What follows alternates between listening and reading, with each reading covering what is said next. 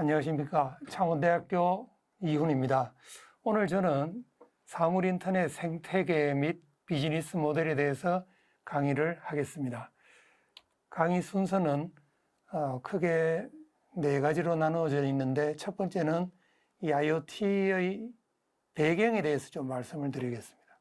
실제로 우리가 IoT를 많이 쓰는데 그 탄생의 배경이나 IoT의 그 지향하는 컨셉, 그 뒷이야기도 상당히 기술이나 비즈니스 전개에 있어가지고 상당히 중요합니다. 그래서 IoT에 관련된 배경과 기초 지식을 먼저 말씀을 드리고, 그 다음에 IoT의 생태계에 대해서 말씀을 드리겠습니다.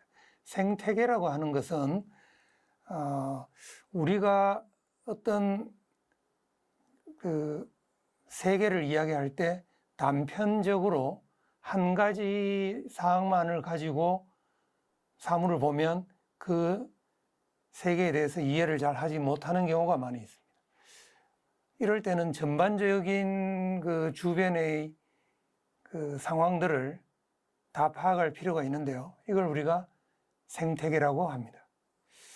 그리고 세 번째로는, 이게 생태계가 주로 기술적인 측면의 이야기라면, IoT에서 중요한 요소 중에 하나가 사업을 어떻게 할 것인가, 이 기술을 이용해서 돈을 어떻게 벌 것인가, 이것도 사실은 상당히 중요합니다. 그래서 IoT의 비즈니스 모델과 시장에 대해서도 말씀을 드리겠습니다.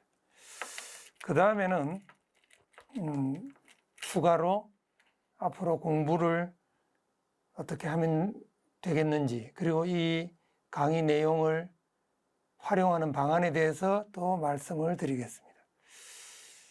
네, 이렇게 4개로 이루어져 있습니다. 이 강의 자료 보시면 여러분도 아시겠지만은 먼저 좀 영어로 되어 있습니다. 왜 영어로 되어 있냐면, 이 IT 기술의 모든 원천은 미국으로부터 나왔습니다. 그리고 심지어 이 IoT의 개념도 미국에서 탄생했는데, 자, 그러면 먼저 IoT의 배경에 대해서 말씀을 드리는데, 언제 태어났느냐? IoT가 태어난 것은 1997년경입니다. 1997년에 프록터 앤 갬블이라는 미국의 라이프스타일 컴퍼니죠. 우리나라 같으면은 LG 생활건강과 같은 회사인데, 이 회사의 그 브랜드를 관리하는 매니저인 케빈 애쉬톤이라는 사람이 있었습니다. 이 케빈 애쉬톤이라는 사람이 이 IoT의 어떻게 보면 창시자인데, 그러면 이 IoT가 이 케빈 애쉬톤이 왜 쓰려고 했느냐 하면은, 이 프록터 앤 갬블러가 아까 생활 라이프스타일 컴퍼니라고 그랬죠. 이 회사에서 화장품을 많이 만드는데, 이 화장품에 수명이 있는 모양입니다. 특히 이번에 이때 이 사람이 착안한 거는 뭐냐면, 립스틱이 있는데, 이 립스틱이 조그만하잖아요. 그래서 립스틱에다가 뭐 정보를 많이 기입하기도 어렵고, 또 품질 관리가 이게 나중에 제대로 안 된 모양이에요. 그래서 이 립스틱을 판매하는 데 있어가지고, 이 립스틱이 만들어져서 매장에 전시되어서 고객에게 전달될 때까지의 그 플로우를 좀 한번 추적을 해봐서 재고 물량이 어떻게 되어 있는지, 그리고 얼마나 팔렸는지, 어느 매장에서 어떤 제품이 잘 팔리는지, 이런 것들을 추적하려고 이 사람이 만들었습니다. 이를 위해서 그 립스틱에 케이스나 이런 데다가 RFID를 붙여가지고 재고 관리, 품질의, 물품의 판매 상황을 관리해 보려고 IoT라는 개념을 애쉬톤이 창안하게 된 겁니다. 그런데 제가 1997년에 이 IoT의 개념이 처음 탄생했다고는 하지만 사실 그 IoT 이전에도 우리 주변에는 많은 이 유사한 기술들이 있었습니다. 여러분 RFID라는 말 많이 들어보시죠? 라디오 프리퀀시 인식하는 택인데 이 RFID를 물건에 붙여놓고 그 물건이 이 RFID 리더기 주변에 가면 자동으로 읽히는 그런 센서의 아주 원시적인 형태입니다. 그 다음에 사실 RFID 가지고 인터넷 오브 싱스와 무슨 연관이 있느냐? 뭐 엄격히 말하면 연관이 없죠. 왜냐하면 RFID는 솔직히 인터넷에 제대로 연결되어 있지 않았습니다. 그래서 스탠드 어론으로 도처에 이렇게 있었죠. 그러다가 네트워크가 등장한 게 이제 USN이라는 건데, 유비쿼터스 센서 네트워크는 센서가 네트워크에 물려 있는데 이게 유비쿼터스하게, 즉 도처에 널리 퍼져 있다는 거죠. 그러면서 이 네트워크를 연결하는 디바이스나 장비 사이에 서로 데이터를 주고받을 수 있는, 어떻게 보면 인터넷의 일종이죠. 근데 인터넷과는 약간 좀 다른 센서 네트워크들의 연결입니다. 그러다가 M2M이라는 개념이 또 탄생했는데, M2M은 머신 투 머신 커뮤니케이션이라고 해서 기계와 기계가 통신하는 건데, 그렇다고 뭐 이 M2M 당시에 기계와 기계가 이 통신한 게 아니고, 이 여기서 말하는 기계는 좀 똑똑한 기계를 말하는 거죠.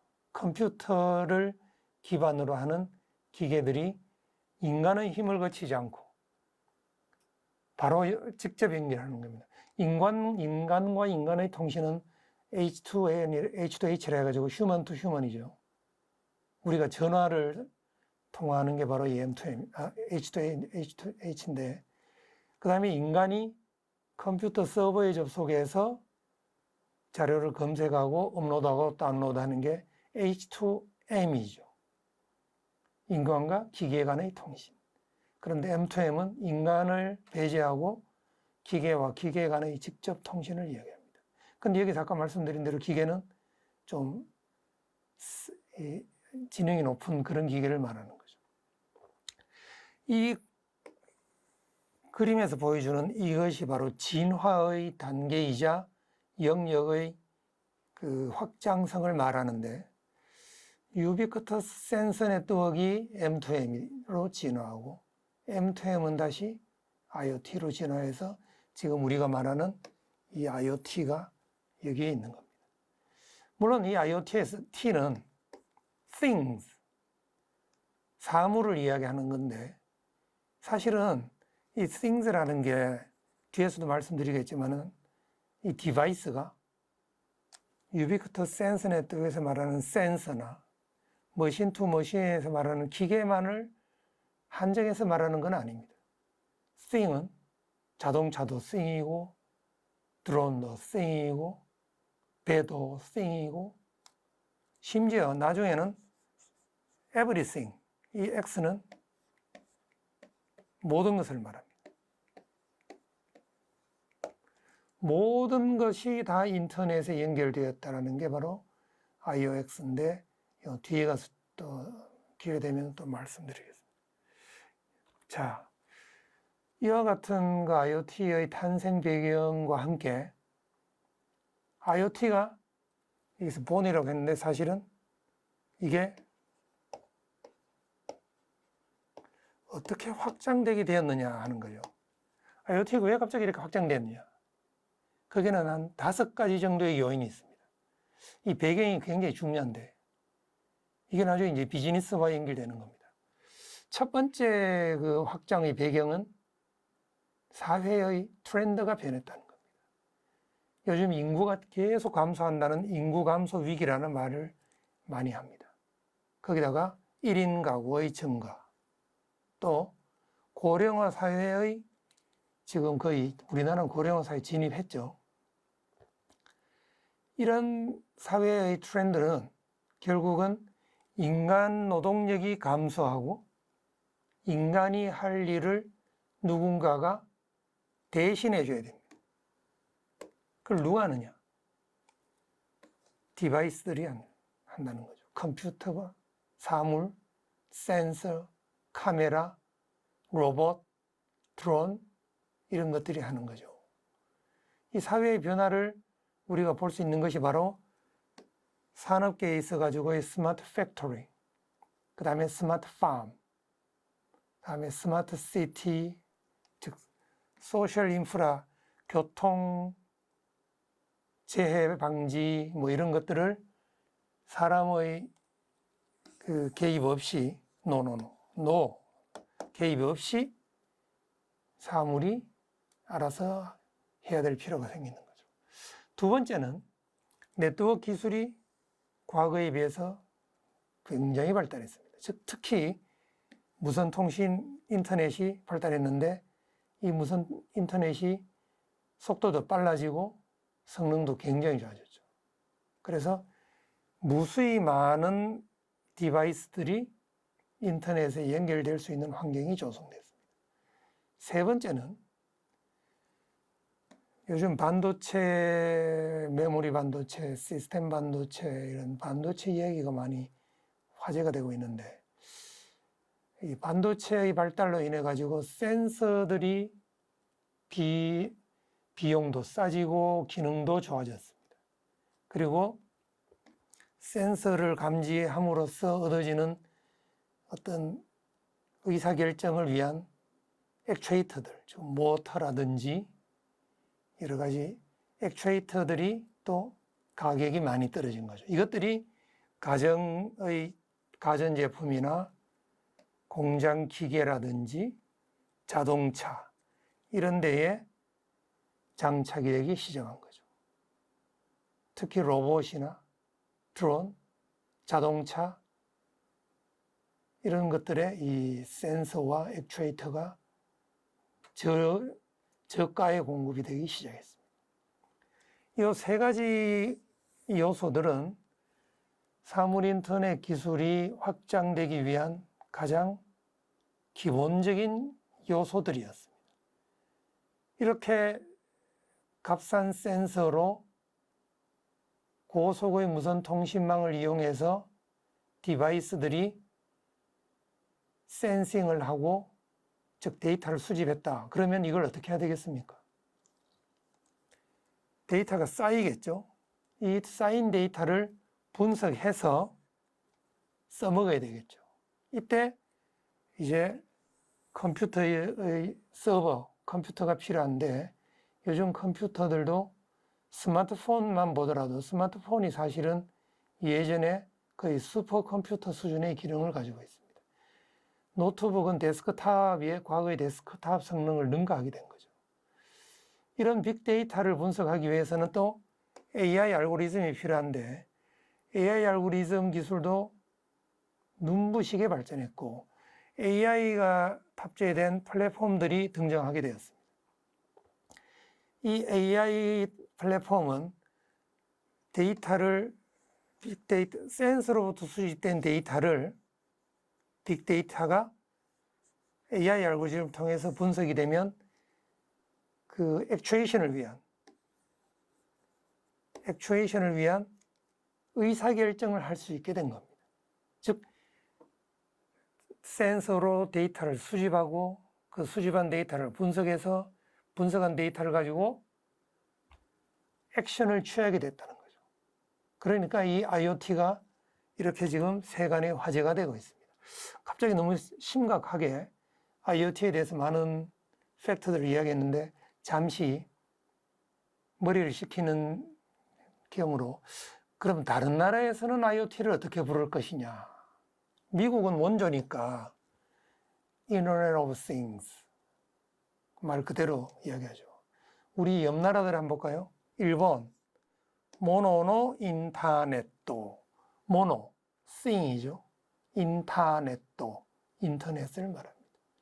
즉 물건의 인터넷이라는 거죠. 중국은 우리엔 왕 이렇게 말합니다. 물건이 연결되어 있는 네트워크이다. 그렇죠. 사물 인터넷입니다. 우리나라는 사물 인터넷 이렇게 이야기하는 거죠.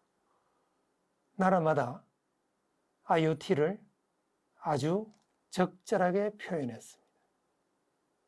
그러면 산업계나 국제단체에서는 어떻게 이야기하느냐? 시스코는 통신장비 업체죠. 시스코는 IOE라고 합니다. E는 everything을 말합니다. 시스코는 네트워크 장비니까 네트워크 장비에, 즉 인터넷 장비에 모든 것을 다 물리겠다는 거죠. 야심찬 계획입니다. 다음에 GE, General Electric, 미국 회사인데 GE가 뭘 만듭니까? 터빈, 엔진, 비행기 엔진이나 원자력 발전소 터빈을 만들죠. 즉 산업계에 있어 가지고의 디바이스들을 만드는 회사인데 이 산업계의 머신들을 인터넷에 연결하겠다 해서 인더스트리얼 인터넷이라고 합니다. 인텔, 칩 회사죠. 컴퓨터 칩이나 이런 시스템 반도체 칩을 만드는데 이 칩이 어디에 들어있습니까? 인터넷 안에 들어있죠. 그래서 인베디드 인터넷이라고 합니다. 에릭슨, 스웨덴의 통신장비 회사인데 통신장비 회사가 만드는 것은 네트워크 장비죠. 네트워크 장비인데 네트워크로 연결되어 있는 사회를 지향한다 해서 네트워크 소사이어티라고 합니다. 지멘스, 독일의 지멘스인데 독일 하면 여러분 뭐가 생각이 나십니까? 제4차 산업혁명, 인더스트리 4.0이라고 불리는 전 세계가 한 2, 3년 전에 그때 코로나 와중에 굉장히 붐이 일어났던 단어가 인더스트리 4.0입니다. 독일은 세계 최고의 제조 강국이죠. 그래서 심지어 독일의 아디다스는 신발을 제조하는데 고객의 신발 개인정보에 기반해서 신발을 주문 생산해가지고 그 고객의 신발이 어떻게 사용되는지를 사용 패턴을 센서로 받아서 클라우드에 저장해 놓고 빅데이터로 분석해서 나중에 고객이 재주문할 때 그 고객의 패턴에 맞게 신발을 만들어 주려고까지 하는 그런 나라이죠. 바야흐로 제4차 산업혁명의 키 멤버가 되겠습니다. 그 다음에 그 제4차 산업혁명이라는 단어를 탄생시킨 조직이 World Economic Forum, 세계경제포럼이라는 오거나이제이션, 단체인데 여기서는 IoT를 하이퍼 커넥티비티, 전 세계가 초연결 사회가 되어야 된다라는 게 이 사람들의 컨셉입니다. 그리고 여러분들은 이름은 잘 안 들어보셨겠지만 인터넷의 표준을 정하는 단체인데 인터넷 엔지니어링 태스크포스라는 국제단체인데 이 단체는 IoT를 네트워크 매러라고 이야기합니다. 이처럼 각 단체와 각 국가는 IoT를 서로 다르게 부르고 있습니다. 이거는 상식으로 한번 알아두시기 바랍니다. 자, 이제 IoT에 대해서 이제 본격적으로 들어가게 되는데 IoT라는 것은 Internet of Things, 사물의 인터넷을 말하죠. 그런데 이걸 어떻게 정의하느냐에 따라 세 가지로 나눌 수 있습니다. 디바이스가 중심이 되는 정의는 사물을 먼저 인식을 하고 센싱을 해서 그 사물로부터 나오는 데이터를 관리하는 데 포커스를 두고 있습니다. 즉 디바이스를 인식하고 트래킹하는 데 포인트가 있는 거죠. 그 반대편에는 시멘틱 중심이라고 해서 이건 어떻게 보면 그 사물로부터 만들어지는 데이터에 대해서 그 데이터가 가지고 있는 의미, 즉 내용에 충실하는 겁니다. 데이터를 어떻게 표현하고 저장하고 가공하느냐. 그래서 우리가 뭘 얻을 것이냐 하는 거죠. 그리고 이 두 가지 극단적인 컨셉 사이에 네트워크 중심의 사물 인터넷이 있습니다. 네트워크 중심의 사물 인터넷은 뭐냐면 사물들을 연결하는 겁니다. 어떤 사물이든지 어디에 있든지 언제든지 상시로 연결하는데 중심이 있는 거죠. 물론 이 세 가지 컨셉에 대해서 어느 것이 좋다, 나쁘다 이렇게 말하기는 곤란하고 이런 관점이 다른 관점이 있다라는데 포인트를 주면 되겠습니다. 자, 그러면 이제 본격적으로 사물 인터넷의 에코시스템에 대해서 알아보겠습니다. 사물 인터넷의 생태계가 뭐냐? 우리가 예를 들면 어떤 음식에 대해서 이야기를 하자면 그 음식은 종류가 있죠. 그죠? 양식, 중식, 한식. 양식에 들어가면 이태리 음식이냐, 프랑스 음식이냐, 뭐 또 다른 영국 음식이냐. 근데 그 음식을 우리가 이야기할 때 음식을 구성하는 성분이 뭡니까? 재료, 요리사, 식당, 소재, 그 어디냐. 그 음식에서 중요한 위생, 가격, 시장의 그 사람들의 심리, 이렇게 있죠. 그래서 보통 사업하는 사람들은 어느 음식을, 어느 요리를 할 거냐? 중식을 하는다. 그럼 중식을 하면 어떻게 해야 되죠? 중국에 가봐야죠.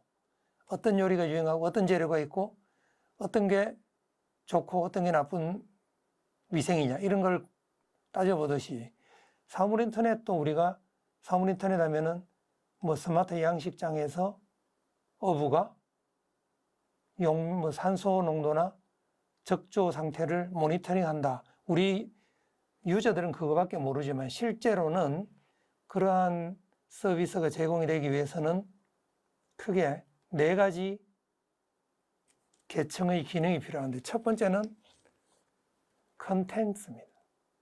즉 어플리케이션 앱, 우리가 말하는 앱이죠. 그리고 서비스를 말해요. 서비스가 있습니다. 이걸 우리가 스마트 X라고 하는데 여기서 X는 무수히 많은 것들을 이야기하죠. 첫 번째, 스마트 홈. 집안에서 사물 인터넷 서비스를 사용하는 것. 스마트 팩토리. 공장에서 사물 인터넷 기술을 적용하는 것. 스마트 시티. 우리가 살고 있는 도시의 사물 인터넷이 어떻게 서비스되느냐. 원격 의료, 스마트 메디슨, 스마트 교통 시스템, 스마트 농업, 스마트 어업, 스마트 에너지, 환경 관리, 그죠? 스마트 토목, 볼보 엑스커베이터, 우리가 막 포크레인이라든지 불도저라든지 이런 토목 장비에도 사물 인터넷으로 무인으로 운행이 되고요. 보안, 재난 방지, 물류에 이르기까지 모든 앱을 우리가 통틀어서 컨텐츠라고 말합니다. 또 다른 하나의 축은 플랫폼입니다. 플랫폼. 우리 기차 탈 때 어디로 갑니까? 역에 플랫폼에 가죠. 물건 살 때 어디 가죠? 쿠팡 아니면 네이버 이런 데 들어가죠. 영화 보러 갈 때는 넷플릭스에 들어가죠. 즉 어떤 서비스를 제공하기 위한 오퍼레이션 앤 매니지먼트를 담당하는 계층입니다. 우리 이걸 미들웨어라고도 하고, 그죠? 주로 하드웨어 상에 소프트웨어가 구현되어 있는 걸 말합니다. 이걸 이제 플랫폼이라고 하는데, 우리 네이버에 가서 검색하고 구글에 들어가서 뭐 이렇게 그 지도 검색, 내비게이션 이런 거 하는 것들이 전부 다 플랫폼이 있어서 가능한 거죠. 사물 인터넷에서도 마찬가지입니다. 플랫폼이 없으면 사물 인터넷이 운영될 수가 없는 거죠. 그래서 플랫폼에서는 디바이스를 모니터링하고 오류를 잡아내고 그보다 먼저 고객을 인증하고 과금하는 장치, 심지어 심카드 관리, 로밍 이런 것들이 플랫폼이 하는 거죠. 주변에서 물어볼 수 있는 플랫폼은 스토리지라든지 서버라든지 이런 소프트웨어 장착된 컴퓨터가 있고, 뒤에서도 간단히 말씀드리지만 아두이노나 라즈베리파이 하드웨어 플랫폼이죠. 그리고 기존의 그 일반 기업들이 자기들이 서비스를 제공하기 위해서 상용의 IoT 플랫폼들도 있는데 뒤에 가서 나중에 소개해드리겠습니다. 그 다음 하나의 그 에코시스템의 요소는 네트워크입니다. 네트워크. 사물 인터넷이니까 인터넷이 네트워크가 없으면 안 되겠죠. 그래서 네트워크는 디바이스와 플랫폼을 연결하는, 그리고 물론 앱도 네트워크를 통해서 제공이 되죠. 그죠? 이 모든 걸 연결하는 기술입니다. 유선망, 무선망, 뭐 크게 두 가지로 나눌 수 있는데, 유선망으로는 이더넷이라든지 ADSL, VDSL, 파워라인 커뮤니케이션 이런 것들이 유선망이고, 무선망은 4G, 5G, 와이파이, 지그비, 블루투스. 여러분 요거는 좀 생소할 텐데 LPWA라고 뒤에 가서 자세히 설명을 드리겠습니다. 이런 망들이 서로 유기적으로 결합해서 필요에 따라 유선망이 필요하면 유선망을 사용하고, 초고속 무선망이 필요하면 초고속 무선망의 장거리망을 사용하고, 근거리망을 쓸 필요가 있으면 근거리망을 사용하고, 근거리망과 원거리망의 조합을 원한다면 그 조합을 사용하고, 이거는 필요에 따라 적절히 사용하는 겁니다. 마지막으로는 Things, 인터넷 오브 띵스의 things가 바로 이 디바이스들이죠. 엔드 유저 디바이스를 우리가 말하는 RFID, 센서들, 액추에이터들, 자동차, 의료기기, 스마트 미터들, 로봇, 공장기계, 공작기기를 말하는 거죠. 심지어 스마트폰, PC, 심지어 사람도 디바이스입니다. 사람 몸에다가 센서 장착해가지고 사람이 돌아다니니까 사람도 뭉뚱그려서 우리가 디바이스라고 할 수 있는 거죠. 이처럼 IoT 에코시스템즈는, 즉 사물 인터넷의 생태계는 컨텐츠와 플랫폼과 네트워크와 디바이스로 이루어져 있는데, 이걸 우리가 CPND 모델이라고 합니다. 사물 인터넷 능력 검정 시험 나중에 제가 소개해 드리겠는데, 이 사물 인터넷 능력 검정 시험을 치면 사물 인터넷의 생태계 모델이 뭐냐, 이렇게 약방의 감초처럼 나오는데 CPND입니다. P는 플랫폼, N은 네트워크, D는 디바이스이기 때문에 이거는 뭐 당연한 건데, C는 어플리케이션이면서도 통틀어서 C라고 나타냅니다. Contents. 그래서 우리가 CPND 모델인데 이거는 기억을 하실 필요가 있습니다. 자, 이 중에서 제가 어플리케이션 유저 인터페이스를 보여드리기도 그렇고, 디바이스 센서를 보여드리기도 그렇고, 심지어 이런 것들은 IoT 에코시스템의 약간 변방이라고 보시면 되고, 즉 액세서리, 외부에 있는 거라고 보면 되죠. 실제 사물 인터넷의 코어는 플랫폼과 네트워크입니다.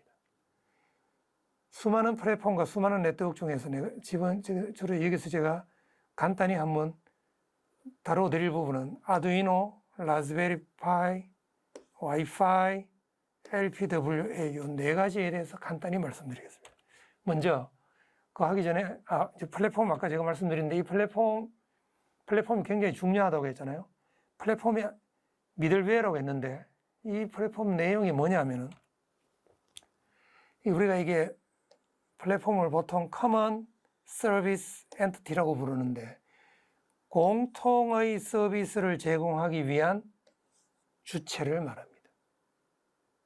이거는 하드웨어이기도 하고 거기에 소프트웨어가 얹혀 있기 때문에 우리를 통틀어서 엔터티라고 이야기하는데, 이것은 사물 인터넷이든 기존의 인터넷이든 적용될 수 있는 그런 기능들입니다. 자, 간단히 보면 이 서비스를 하려면 어떤 서비스든지 앱이 필요하죠. 네트워크에 연결해야 되죠. 앱이 돌아가려면 통신 관리해야 되죠. 유저들 그룹 관리해야 되죠. 보안도 챙겨야 되고 데이터 탐색도 해야 되고요. 관리도 해야 되고 디바이스의 위치 정보, 특히 사물 인터넷은 디바이스가 어디에 있는지가 굉장히 중요합니다. 그래서 위치 정보를 해야 되고 이걸 무료로 제공할 수는 없잖아요. 돈을 벌어야 하기 때문에 과금 관리, 그리고 디바이스 관리, 고객 관리, 고객이 들어갔다 나갔다 무단으로 사용을 못하게 하기 때문에 고객 관리도 하고 서비스를 등록하고 서비스를 해지하고 디바이스를 연결했다가 뗐다 할 수 있는 이런 기능들이 하나의 어떤 펑셔널 블록처럼 주어져 있습니다. 이거를 우리가 Common Service Function이라고 합니다. 그래서 그 어플리케이션 서비스에 따라 이런 여러 가지 펑션들 중에 꼭 필요한 것을 추려서 하나의 플랫폼 서비스가 완성이 되는 거죠. 그래서 뭐 이거는 뭐 디바이스 관리를 어떻게 하느냐, 이걸 소스 코드를 보여드릴 수는 없고 디바이스를 붙였다 뗐다, 액티베이트 했다가 아이들로 했다가 이런 걸 어떻게 관리하느냐, 이런 걸 규정해 놓은 그런 소프트웨어죠. 스페시피케이션이라고 볼 수 있습니다. 자, 제가 이제 플랫폼 이야기를 계속 하는데 아까 그 플랫폼 중에 제가 아두이노 이제 말씀드릴 텐데 아두이노가 이게 뭐냐면은 사물 인터넷을 위한 하드웨어 플랫폼인데 오픈 소스의 하드웨어 플랫폼입니다. 그럼 우리가 오픈 소스 하드웨어 플랫폼 OSHP라고 하는데 여러 가지 버전이 있습니다. 기본적으로는 ATmega라는 그 소형 컴퓨터 CPU를 기반으로 하고 있고 속도는 이렇게 클럭의 속도로 나타내는데 이 초기 버전이고 이쪽이 이제 최근 버전인데 버전이 높을수록 클럭이 빠른 걸 알 수가 있습니다. 동작 전압은 보통 3.5 내지 5V이고 입출력 포트가 디지털 입출력 포트와 아날로그 입출력 포트로 나눠져요. 왜냐하면 대부분의 컴퓨터 장비들은 디지털 입력 포트지만 센서들이나 디바이스들, 즉 이런 그 센싱 디바이스들은 아날로그 입출력 포트도 많이 씁니다. 그리고 메모리 용량, 그 데이터를 저장하고 관리해야 되기 때문에 메모리 용량이 나와 있고 그다음에 램 용량들도 나와 있습니다. 아두이노 이 중에서 이제 자기가 가격은 일로 갈수록 비싸겠죠. 그러니까 자기가 비싼 게 좋은 게 아니고 어떤 스펙이 필요하냐에 따라 거기에 맞춰서 사서 쓰면 되겠습니다.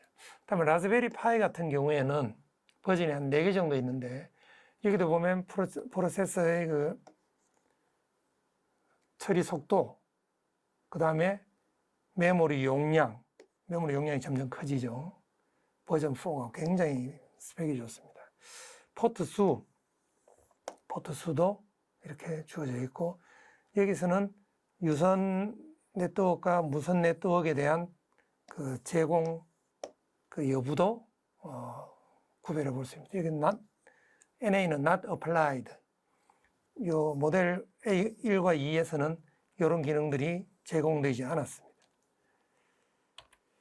자, 이제 그러면은 플랫폼에 대한 이제 좀 이야기는 이제 마무리해야 되겠는데 실제로 우리가 지금 주변에서 살펴볼 수 있는 가장 대표적인 IoT 플랫폼은 포스코가 개발한 포스프레임이라는 게 있습니다. 포스코는 철강 생산이 주된 산업인 회사죠. 물론 지금 요즘은 2차 전지 소재들도 많이 만들고 있습니다만 그래서 포스코가 철강을 만들기 위해서 위험한 작업을 굉장히 많이 합니다. 그 탄광에서 수입된 철광석을 부수고 녹이고 거기서 철 성분을 빼내 가지고 용광로에서 추출해서 성형을 해서 잘라서 포장해서 출하하기까지 그 수많은 공정들을 과거에는 인간들이 사람이 다 했어요. 그런데 이걸 사람의 감에 의존해서 하다 보면 아주 위험한 사고가 일어나기도 하고 품질 관리도 제대로 안 돼가지고 포스코가 고민하다가 여기 센서를 달아가지고 데이터를 수집하고 정렬하고 저장해서 빅데이터를 AI 알고리즘을 이용해서 뭔가 써먹자, 무인화하자, 자동화하자. 한편 또 포스코는 기업이기 때문에 그 기업의 인사관리, 회계관리, 판매관리와 같은 엔터프라이즈 리소스들을 관리할 필요가 있죠. 우리가 ERP라고 하는데 ERP는 예전부터 오래전부터 있었죠. 그 다음에 제조하는 회사들은 대부분 다 보면 그 제조 과정의 그 공정을 관리하는 MES라고 Manufacturing Execution System이라는 시스템도 있었습니다. 기존에. 거기다가 물품 조달하고 관리하는 Supply Chain Management의 시스템도 있었는데 이게 전부 다 별개로 따로따로 있었습니다. 근데 이번에 이제 IoT 플랫폼을 개발하면서 이걸 전부 다 합쳐가지고 각각의 시스템이 관리하던 데이터를 공통의 포스코의 플랫폼에다가 공통의 데이터 포맷으로 관리해서 그 공통의 AI 알고리즘에 러닝을 해서 최적의 솔루션을 잡아내서 포스코의 스마트 팩토리에 적용하자. 그래서 만든 게 포스프레임입니다. 근데 이게 성능이 아주 좋다는 게 소문이 나가지고 건설회사도 이것 좀 쓰면 안 될까요? 공공의 지자체에서도 이것 좀 쓸 수 없나요? 물론 돈을 줘야 됩니다.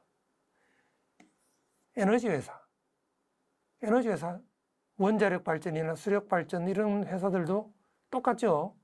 센서로부터 데이터를 수집해서 분석해서 그다음에 제어를 해야 될 거 아닙니까? 그죠? 그래서 이제 이게 거의 모든 산업의 관리를 스마트하게 할 수 있는 공통의 커먼 서비스 플랫폼이 되어버린 거예요.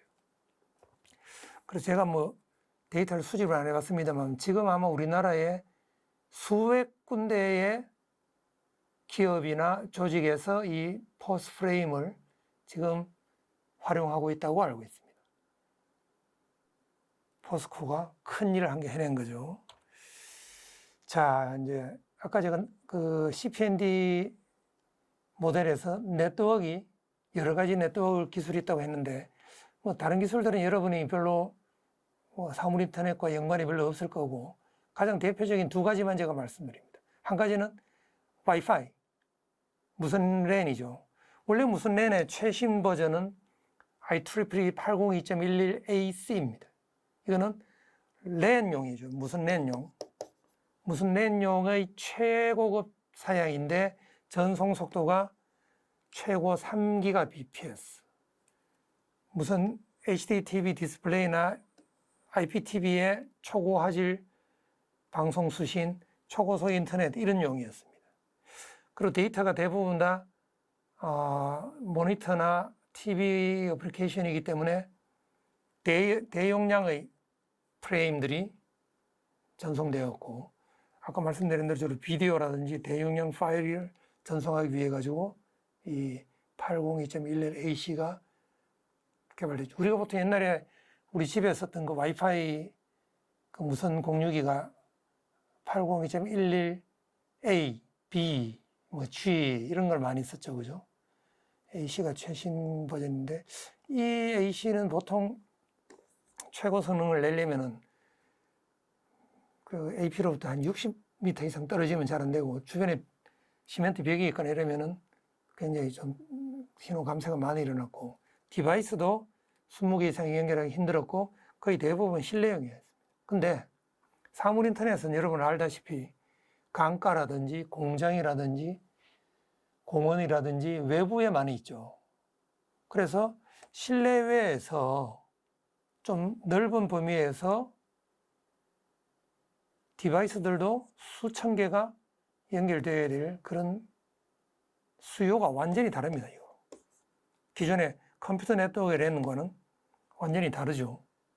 그리고 주로 센서들을 연결해서 데이터를 관리하다 보니까 주로 주기적인 패킷 전송이 많이 필요하고, 근데 이 센서가 만들어내는 데이터들이 대부분 다 텍스트입니다. 텍스트, 문자. 그래서 데이터 사이즈가 굉장히 작아요. 데이터 사이즈가 작고 주기적, 뭐 분 단위라든지 시간 단위로 전송하면 전송 속도도 그렇게 많이 요구하지 않죠. 주로 연결되는 디바이스가 센서나 미터들입니다. 우리 뭐 한국전력이 전력 사용량을 리모트 센싱 한다든지, 가스 사용량, 수도 사용량 이런 것들을 매일 센싱하지 않잖아요. 한 달에 한 번 정도 이렇게 센싱하니까 이 특징들이 기존의 컴퓨터 네트워크의 와이파이와 완전히 다른 거예요.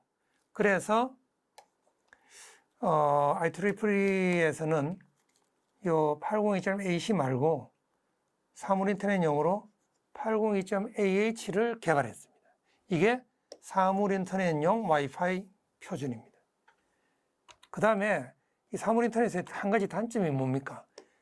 거리가, 커버리지가 크지 않다라는 거죠. 근데 나머지는 요 조건을 가지고 있어야 될 네트워크인데 이걸 개선했는 게 바로 LPWA입니다. LPWA는 뭐냐면은 로우 파워, 전력 소모는 작지만은 커버리지는 와이드 에리어, 와이드 에리어를 커버할 수 있는 그런 네트워크가 필요하게 된 거죠. 그래서 이건 IoT를 위한 와이드 에리어 네트워크라고 합니다. 이게 이제 기술이 이것도 진화됐는데 버전이 3개 있습니다. 우리 LTE망 있죠. LTE망, 4G망. LTE에서 이게 진화된 건데, 그래서 우리가 이걸 내로밴드 IoT라고 이야기합니다. 원래 LTE는 광대역망이죠. 그죠? 4G망, 광대역망이잖아요. 근데 IoT를 위해 가지고 광대역망 중에서 속도를, 대역 속도를 좀 낮추고 대신에 전력을 좀 소모가 작게 단말기 전송 출력을 낮춘 그런 버전이 LTE 머신 타입 커뮤니케이션이었어요.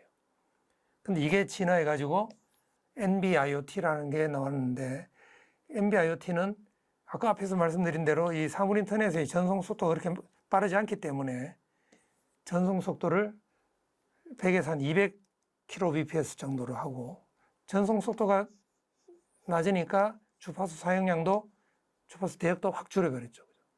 그리고 디바이스가 움직일 수도 있기 때문에 뭐 디바이스를 움직이게 하느냐, 움직이는 거 허용하지 않는 여러 가지 버전이 있는데, 한 번 디바이스들이, 센서들이 사실 네트워크에 설치되면 잘 안 움직이는 특성이 있어가지고 NB-IoT에서는 핸드오버는 막 뺐다고 합니다. 이 핸드오버 있으면 괜히 전력 소모도 많고 관리가 힘들어지니까 그런 것 같아요. 이게 이제 LPWA입니다. 자, 지금까지는 IoT의 기술적인 측면을 이야기했다면, 이걸로 우리가 돈을 벌어야 되니까 IoT의 비즈니스에 대해서 좀 알아보도록 하죠. IoT 비즈니스의 모델부터 먼저 말씀드리면, 이 비즈니스를 디바이스를 팔아서 돈을 벌 것인가, 아니면 서비스를 제공해서 돈을 벌 것인가 하는 거죠. 즉, 드론이나 로봇을 팔아서 돈을 벌 건지, 아니면은 센서를 부착한 서비스를 팔아서 원격 의료나 홈 보안을 문제를 해결해 줄 거냐, 이런 관점의 이야기인데, 이거는 이제 아주 전형적인 두 카테고리 분류고, 대부분의 사물 인터넷은 비즈니스 모델이 디바이스와 서비스를 동시에 제공하는 것, 거기에다가 서비스를 유지 관리하는 것, 여기까지 포함한다고 보시면 되겠습니다. 자, 이런 비즈니스를 성공하기 위해서는 우리가 먼저 한번 주변의 환경을 한번 봐야 되겠죠. 우리가 마켓 리뷰라고 하는데, 우리나라는 이런 마켓 리뷰를 분석한 게 별로 없어가지고 제가 일본의 니케이 커뮤니케이션스라고 비즈니스 매거진이 있는데, 니케이 커뮤니케이션스에서 한 7년 전에 조사한 마켓 리뷰입니다. 사무인터넷 어디에 있을 거냐? 물어봤더니만은 복수 대답했는데 제일 많은 게 스마트 팩토리였습니다. 사실 우리나라도 지금 사물인터넷이 스마트 팩토리에서 가장 활발하게 확산되고 있습니다. 특히 제가 지금 여기에 살고 있는 창원은 이 산업단지가 큰 산업단지가 있어가지고 창원에 있는 산업단지에 스마트 팩토리를 도입하는 게 굉장히 지금 활발합니다. 또 하나의 그 수요 철원은 마케팅 쪽입니다. 광고 쪽인데 위치 기반 광고죠. 위치 기반 광고. 이것도 사실 상당한 시장입니다. 세 번째는 이거는 뭐 특정 산업에 말씀드리기는 좀 곤란하지만 비즈니스 프로세스를 혁신하겠다라는 거죠. 옛날에는 수작업, 수기로 하던 관리를 센서로부터 자동으로 수집하고 기계가 자동으로 빅데이터를 저장하고 AI가 자동으로 분석하는 비즈니스 프로세스가 이노베이션 되기를 바란다라는 게 있었고, 특히 에너지 관련된 기업에서는 에너지 좀 줄일 수 있는 방안이 없느냐, 이런 순서대로 많이 필요했다고 합니다. 대부분이 보면 이게 주로 비즈니스 파트에서 많이 필요한 거죠. 두 번째는 이 IoT에 연결될 디바이스가 무엇일까 이렇게 물었습니다. 물었더니만은 기계끼리 연결하겠다가 58%, 사람과 기계, 기계와 사람을 연결하겠다가 30%, 사람과 사람을 연결하겠다 이것도 13%인데 P2P 이게 나중에 뭐냐면은 인터넷 오브 피플이라고, 이 지금 오늘 강좌에서는 말씀 안 드렸습니다만은 인터넷 오브 피플이 바로 이 P2P의 한 종류가 되겠습니다. 결국은 사물 인터넷은 인간이 개입되지 않은 M2M이 주가 될 것이다 라는 것을 우리가 알 수가 있습니다. 자, 그러면 지금까지 제가 사물 인터넷의 기술과 비즈니스에 대해서 이야기했는데 이게 소문일까요? 진짜일까요? 그래서 또 조사해 봤습니다. 조사해 봤더니만은 IoT의 필요성에 대해서 아까 비즈니스에서 요구가 있었다 했죠. 실제로 그 사람들이 쓰는 주된 게 보면은 아까도 말씀드렸다시피 업무의 혁신, 그 다음에 유저의 사용자 경험의 향상, 다음에 사무 자동화, 비용 절감 이런 순으로 많았는데 사실 요 위에 세 개는 결국은 하나같이 비즈니스 혁신을 말하는 겁니다. 혁신을 가속화하는 거나 사용자 경험을 증강시키는 거나 자동화하는 것은 결국은 비즈니스를 혁신하는 겁니다. 거의 그래서 비율도 비슷하게 나오는 게 이 뜻이 거의 같은 거거든요. 비용 줄이는 거는 사실은 비용 줄이면 좋은 거죠. 주된 업무는 아닙니다.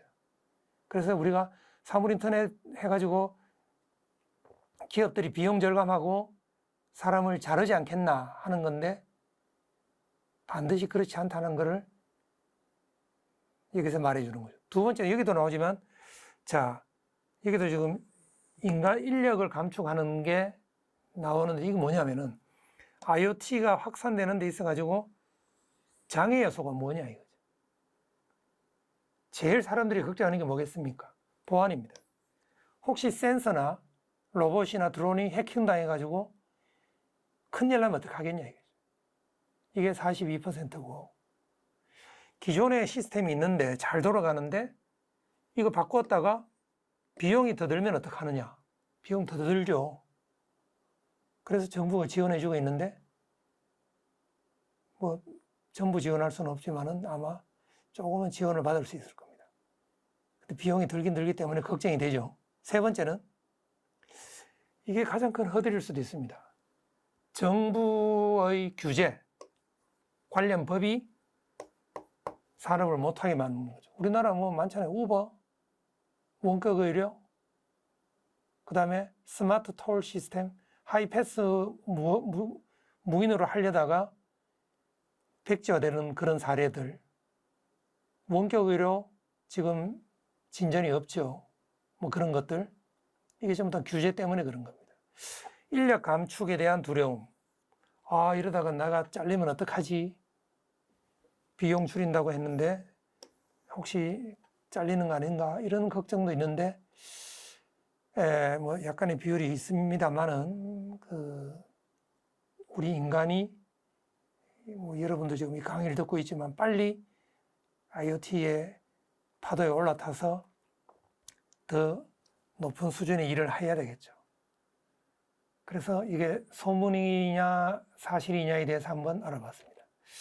지금까지 제가 약 50분에 걸쳐가지고 IoT의 생태계와 비즈니스 모델에 대해서 강의했는데, 사실 이 내용은 제가 저희 창원대학교 4학년 정통과 4학년 학생들한테 한 학기 내내 강의하는 내용을 50분 만에 줄여서 이야기한 겁니다. 그래서 향후에 추가로 여러분들이 좀 공부를 하시고 싶다 그러시면 이 책, 부끄럽습니다만 제가 2021년 연말에 출간한 사물인터넷과 생태계라는 책인데, 이 책의 내용이 5부로 이루어져 있는데 1부가 IoT 시스템, 제가 말씀드린 IoT 개요, 어플리케이션, 플랫폼, 네트워크, 디바이스에 관한 내용입니다. 그리고 2부는 IoT 생태계에 관련된 연관된 기술인데 보안, 빅데이터, 클라우드에 관련된 내용입니다. 3부는 IoT의 비즈니스 모델인데, 비즈니스 모델에 대해서 전반적으로 소개하고 가장 대표적인 비즈니스 모델인 스마트 홈, 스마트 팩토리, 스마트 시티에 대해서 다뤄놓은 내용입니다. 오늘은 제가 시간이 없어가지고 IoT의 미래에 대해서 말씀을 못 드렸는데, 심지어 IoT가 SNS, 소셜 네트워크에도 IoT가 침범했습니다. 그리고 사람에도 IoT가 들어갔습니다. 그래서 이 두 가지 이야기를 제 4부에서 다루는데, 책이 한 400 몇십 페이지쯤 돼서 내용이 좀 있습니다만은, 여러분들이 사물인터넷에 대해서 그냥 한번 읽고 사물인터넷의 생태계 전반에 대해서 알고 싶다고 하신다면 이 책이 굉장히 도움이 되지 않을까 한번 기대해 봅니다. 자, 이제 이 강의를 거의 마쳐야 되는데 이거 어떤지 한번 생각해 보시기 바랍니다. IoT 지식 능력 검정 시험이라고 들어보신지 모르겠는데, 한국사물인터넷협회에서는 매년 5월과 12월에 사물인터넷 지식 능력 검정 시험을 치릅니다. 1차 시험은 올해 쳤고 2차 시험은 11월 26일 일요일 날 실시되는데, 접수 기간은 이렇게 되어 있습니다. 저희 학과 학생들을 제가 1학기에 사물인터넷 강의를 하고 5월 하순경에, 5월 셋째 주 일요일인가 그래요. 하순경에 주로 우리 학교 학생들은 부산에 가서 시험을 치는데, 한 학기에 제 수업을 한 30명 정도 듣고 응시를 28명, 29명이 응시하는데, 2016년부터 지금까지 한 250명 정도가 이 자격증을 가지고 있습니다. 이번 학기도 전원이 합격해가지고 한국사물인터넷협회로부터 창원대학교 전국에서 아주 드물게 많은 학생이 자격증을 따고 있는데 그 비결이 뭡니까? 라고 협회에서 한번 저한테 물은 적이 있습니다. 저희 학교 학생이 아마 이 수업을 들어서 이 정도 수업 듣고 나면 이 자격증 따는 거는 문제도 아니죠, 사실은. 실제로 학생들이 쉽게 딴다고 합니다. 그러니까 여러분도 한번 도전해 보시기 바랍니다. 자, 오늘은 굉장히 브리프하고 러프하지만은 IoT의 생태계에 대해서 알아보았습니다. 이것으로 마치겠습니다. 감사합니다.